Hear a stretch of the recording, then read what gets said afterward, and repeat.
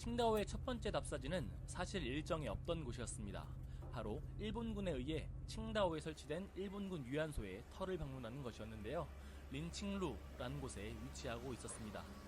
저희가 이동하는 루트와 겹치기도 했고 동행한 박사님 중에 일본군 위안부를 연구하시는 분이 계시기도 해서 방문하게 되었습니다. 이 린칭루에 위치한 위안소는 그때 당시에 유흥가 부근에 위치하고 있었고 바로 옆 블럭에는 일본인 거리가 있었을 것으로 추정됩니다. 영상이 짧기 때문에 일본군 위안부와 관련된 기본적인 설명은 생략하도록 하겠습니다. 우선 위안소와 관련해서는 한국 사람들에게 다소 낯설게 느껴질 수도 있습니다. 왜냐면은 한반도에는 위안소가 거의 없었기 때문이죠. 이 위안소는 일본군이 중국으로 진출하는 과정에서 전쟁터 부근에 많이 설치를 했습니다. 박사님의 설명에 따르면은 가장 중요한 핵심은 이 일본군이 집단적으로 그리고 조직적으로 공식적으로 이 위안부 시스템이라고 하는 걸 만들었다는 것입니다. 그렇기 때문에 일본군에 아주 정확한 잘못이 있는 것이고 일본 정부가 공식적인 사과를 해야 하는 것이죠. 위안소 설치는 일본군의 성병 문제를 해결하고 성욕구를 해소해서 원활한 전쟁을 수행하기 위함이었습니다. 실제로 일본군이 난징 등의 지역을 공략하면서 여러 지역에 중국 여성들을 대량 강간함에 따라서 성병이 확산되기도 했었습니다. 이러한 문제를 방지하고자 위안소를 설치하는 것이죠. 하루에도 수십 명의 군인을 상대해야 했던 이 희생자들의 고통을 저희는 가늠조차 할 수 없겠죠. 이곳 린칭루에 있는 위안소의 규모를 봐서는 꽤나 컸을 것으로 보여지고요. 조선 사람들 중에서 칭다오 지역에 위안소로 차출당한 희생자는 2명으로 추정되고 있습니다. 그리고 일본이 패망한 이후에는 인천항을 통해서 북으로 갔을 가능성이 크다고 합니다. 일본군은 이러한 만행을 감추기 위해 다음과 같은 조치를 취했다고 합니다. 위안부는 군수용품이기는 하나 번호를 매겨서는 안되고 기록을 남겨서도 안된다.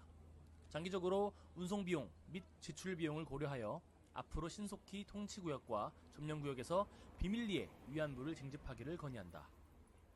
그래서 침략지역에서 일본군은 공식적으로 제도적으로 비밀리에 다양한 형태의 위안소를 만들어서 운영했습니다. 학생 기숙사, 군용 차량, 기차 이런 것들을 임시로 활용해서 위안소로 이용하기도 했고요. 민간에서 운영하는 위안소의 숫자도 적지 않았습니다. 친일 조직을 이용해서 강제로 징집하는 경우도 있었습니다. 전쟁이 안정될 무렵부터는 일본군이 직영 위안소를 늘려서 조선, 중국, 대만 여성들을 강제로 징집하곤 했고요. 피해자의 증언에 따르면 상당수가 방직공장, 간호부, 종업원, 빨래 일자리 이런 식으로 취업 사기를 통해서 위안소로 보내는 경우가 많았다고 합니다. 그리고 병들어서 군인을 받지 못하게 되면 구타를 당하고 죽임을 당한 뒤에 외곽에 위치한 산자락에 버려지기도 했습니다. 이름은 일본식으로 불리기도 했고 또 숫자 뒤에 호를 붙여가지고 2호, 3호 이렇게 불리기도 했고요. 근무시간 같은 경우에는 위안소마다 다르겠지만 아침 9시부터 밤 12시까지 였다고 합니다. 5시까지는 사병을 상대했는데 규정상 병사들은 10분에서 20분 동안만 머무를 수 있었습니다. 계산을 해보면은 위안부 한 명당 30-40명의 군인을 하루 동안 상대해야 했다는 것입니다. 밤 9시부터 12시까지는 주로 군관들을 상대해야 했고 주기적으로 매달 성병 검사를 받아야 했습니다. 보신 바와 같이 일본군의 만행을 뒷받침하는 증거는 너무나 잔인하게도 구체적이고 자세합니다. 그렇지만 일본 정부는 아직도 진실을 외면하고 공식적인 사과를 거부하고 있습니다.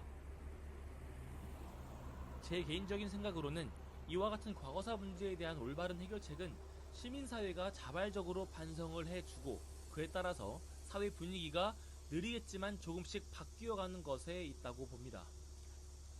물론 희생자분들의 나이를 고려하면 그 속도가 조금 빨랐으면 하는 바람이 있지만 아마 쉽지 않을 것으로 보입니다. 그렇지만 저희 답사 일행이 이번에 일본으로 가서 일본 사회도 많이 바뀌어가고 있구나 라고 하는 것을 직접 경험하고 왔습니다. 뒷부분에서 자세하게 다루도록 하겠습니다.